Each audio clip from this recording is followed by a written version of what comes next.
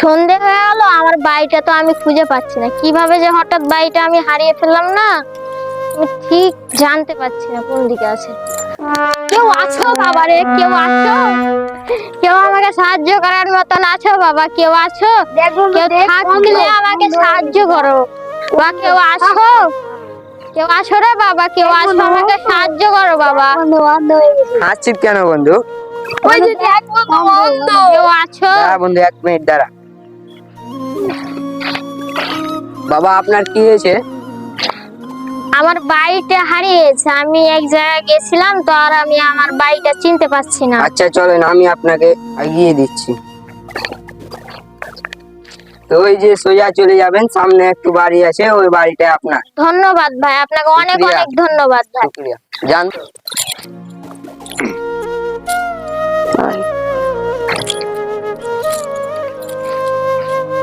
রে বন্ধু, তোদেরকে আমার বন্ধু বলতে লজ্জা লাগছে, কারণ তোরা একটা অন্ধ লোককে সাহায্য না করে হাসি ঠাট্টা করছিস।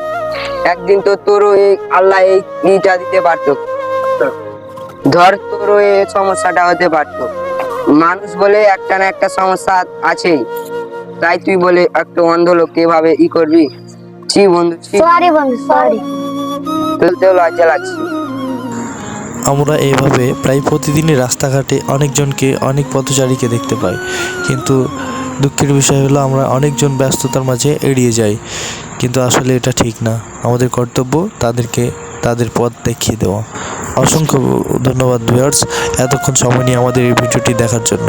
প্লিজ আমাদের চ্যানেলটি সাবস্ক্রাইব করে দেবেন, যাতে আমরা আরও নতুন নতুন এরকম কিছু ভিডিও নিয়ে আপনাদের সামনে হাজির হতে পারি। ধন্যবাদ।